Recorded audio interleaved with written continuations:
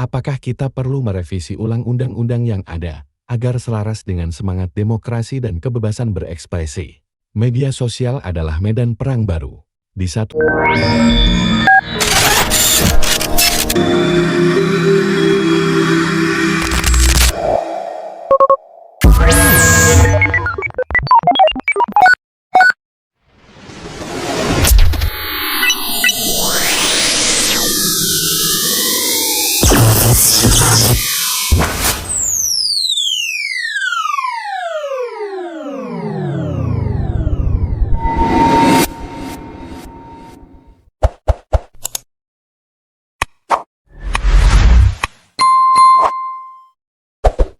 Ferry Irwandi dipolisikan Mabes TNI.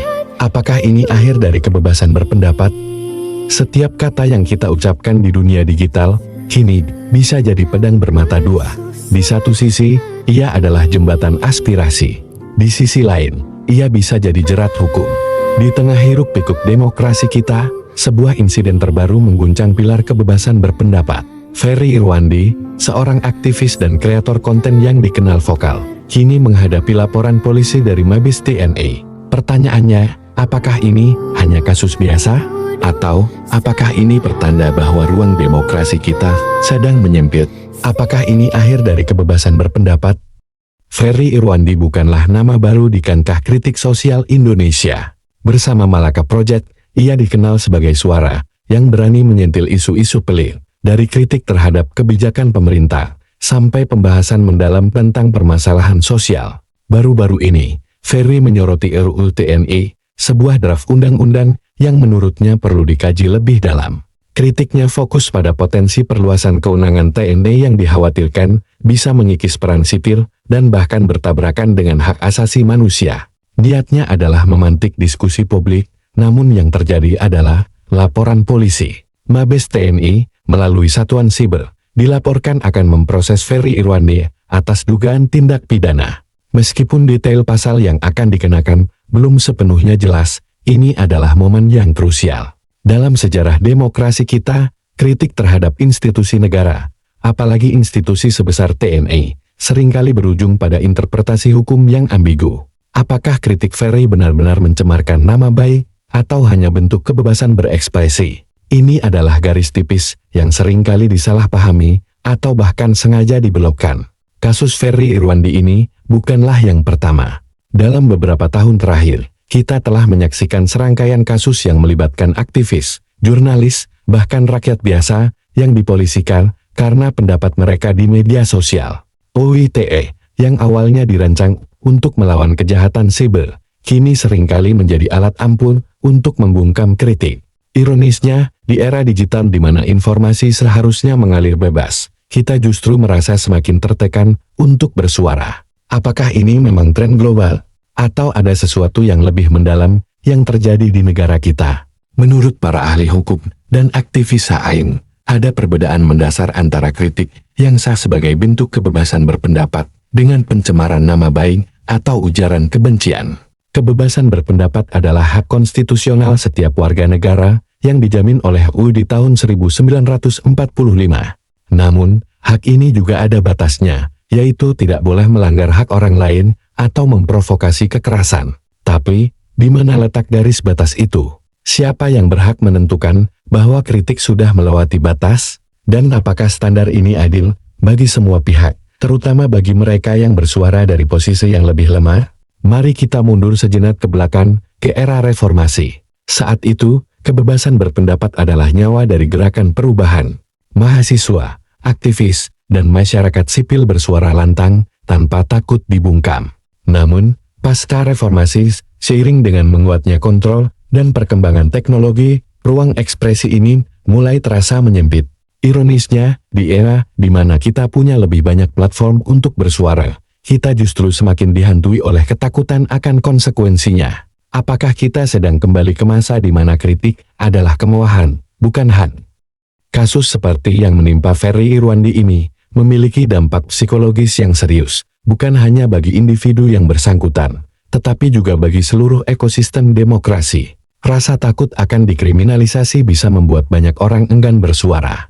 Para aktivis dan kreator konten mungkin akan memilih jalan aman, menghindari topik-topik sensitif demi menjaga diri dari jerat hukum. Ini adalah cara yang halus, namun efektif, untuk membungkam suara-suara kritis. Dan jika suara-suara kritis ini hilang, siapa lagi yang akan mengawasi jalannya kekuasaan? Kritik Ferry Irwandi terhadap RUU TNI bukan tanpa dasar. Banyak pihak, termasuk pakar hukum tata negara dan organisasi masyarakat sipil, juga menyampaikan kekhawatiran serupa. Mereka berpendapat bahwa beberapa pasal dalam draft tersebut berpotensi mengembalikan militer ke ranah sipil, sebuah langkah mundur dari semangat reformasi. Ketika ada kritik konstruktif terhadap sebuah rancangan undang-undang, apakah respon yang paling tepat adalah pelaporan polisi? Ataukah dialog terbuka dan penjelasan yang transparan? Di banyak negara demokrasi, kritik terhadap institusi negara, bahkan militer, dianggap sebagai bagian penting dari check and balance. Ada mekanisme yang jelas untuk membedakan antara kritik yang sah dan hasutan. Namun di Indonesia, interpretasi terhadap undang-undang, terutama yang berkaitan dengan pencemaran nama baik, seringkali terlalu luas. Ini menciptakan ketidakpastian hukum dan membuat warga negara rentan terhadap kriminalisasi.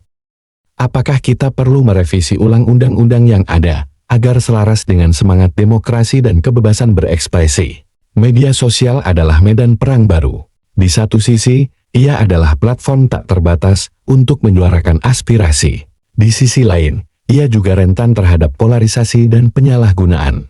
Kasus Ferry Irwandi ini menunjukkan bagaimana setiap postingan, setiap Twitter, bisa memiliki konsekuensi serius. Namun, media sosial juga menjadi alat pertahanan. Dukungan dari publik, netizen, dan rekan-rekan sesama kreator konten bisa menjadi kekuatan penekan agar proses hukum berjalan adil dan transparan. Apakah solidaritas di dunia maya cukup kuat untuk melawan tekanan dari kekuasaan? Fenomena cancel culture dan doxing di media sosial juga turut memperkeruh suasana. Seringkali, sebelum kasus sampai ke ranah hukum, individu yang bersuara sudah dihantam dengan serangan cyber yang kejam. Identitas pribadi disebar, keluarga diintimidasi, dan reputasi hancur. Ini adalah bentuk lain dari pembungkaman yang tidak kalah berbahaya. Dalam konteks kasus Ferry Irwandi, tekanan publik bisa menjadi dua sisi mata pisau, bisa mendukung, bisa juga menghakimi sebelum waktunya. Masalah ini juga berakar pada proses legislasi kita yang seringkali kurang transparan dan minim partisipasi publik. Jika sebuah rancangan undang-undang seperti RUU TNI dikaji dan didiskusikan secara terbuka dengan melibatkan berbagai elemen masyarakat, mungkin kritik seperti yang disampaikan Ferry Irwandi bisa diserap dengan lebih baik. Kurangnya ruang dialog yang sehat akhirnya mendorong masyarakat untuk bersuara melalui platform yang mereka miliki, dan inilah yang kadang berujung pada kesalahpahaman atau bahkan konflik. Di sisi lain, institusi seperti TNI juga memiliki hak untuk menjaga nama baik dan marwahnya. Namun, bagaimana cara menjaga marwah tersebut tanpa terlihat anti kritik? Dialog dan klarifikasi mungkin adalah jalan tengah yang lebih efektif daripada langsung melayangkan laporan polisi. Apalagi jika kritik tersebut berasal dari niat baik untuk perbaikan. Apakah ada cara yang lebih konstruktif untuk menanggapi kritik publik, terutama di era digital ini? Kasus Ferry Irwandi ini menjadi pelajaran berharga, terutama bagi generasi muda. Ini adalah momen untuk merefleksikan kembali pentingnya literasi digital, pemahaman hukum, dan keberanian untuk bersuara secara bertanggung jawab. Kita harus cerdas dalam memilah informasi, kritis dalam menanggapi narasi, dan berani bersuara tanpa melampaui batas etika dan hukum. Karena masa depan demokrasi kita ada di tangan generasi yang tidak takut bertanya dan tidak takut bersuara. Beruntung, di Indonesia, kita memiliki berbagai organisasi masyarakat sipil dan lembaga yang terus berjuang untuk melindungi kebebasan berpendapat. Mereka adalah benteng terakhir bagi mereka yang dikriminalisasi karena menyuarakan kebenaran. Dukungan dari lembaga-lembaga ini sangat krusial, tidak hanya dalam memberikan bantuan hukum, tetapi juga dalam mengedukasi publik tentang hak-hak mereka. Perjuangan ini adalah perjuangan kolektif, bukan hanya perjuangan individu. Lalu, apa yang bisa kita lakukan sebagai warga negara? Pertama, jangan diam. Ikuti terus perkembangan kasus ini dan bagikan informasi yang valid kepada teman-teman Anda. Kedua, pahami hak dan kewajiban kita dalam berpendapat. Kita punya hak untuk bersuara, tapi juga punya tanggung jawab untuk tidak menyebar hoaks atau ujaran kebencian. Ketiga, dukung organisasi-organisasi yang berjuang untuk kebebasan berpendapat. Solidaritas adalah kekuatan kita. Ferry Irwandi sendiri telah menyatakan kesiapannya untuk menghadapi proses hukum. Ini adalah sikap yang patut diapresiasi, menunjukkan bahwa ia percaya pada sistem peradilan, meskipun ada kekhawatiran yang melingkupinya. Keberaniannya untuk menghadapi konsekuensi dari pendapatnya adalah cerminan dari seorang aktivis sejati. Namun, kita juga punya tanggung jawab untuk memastikan bahwa proses ini berjalan adil dan transparan, jauh dari intervensi atau tekanan politik. Waktu akan menjawab apakah kasus ini akan menjadi presiden buruk bagi kebebasan berpendapat di Indonesia, atau justru menjadi momentum untuk merefleksikan kembali pentingnya ruang kritik yang sehat. Ini adalah ujian bagi demokrasi kita. Apakah kita akan menjadi negara yang semakin terbuka terhadap kritik, atau justru semakin tertutup dan represif? Sebagai penutup, kasus Ferry Irwandi ini adalah pengingat bahwa demokrasi bukanlah barang jadi. Ia adalah proses yang harus terus diperjuangkan, diawasi, dan dijaga. Kebebasan berpendapat adalah salah satu pilar utamanya. Tanpa kebebasan ini, kita tidak akan bisa mengawasi kekuasaan, menyuarakan ketidakadilan, dan mendorong perubahan. Maka, pertanyaan di awal video ini, apakah ini akhir dari kebebasan berpendapat? Jawabannya ada di tangan kita semua. Jangan biarkan suara Anda dibungkam. Ketakutan mengalahkan keberanian. Suarakan kebenaran, jaga demokrasi, setiap kata yang berani kita ucapkan.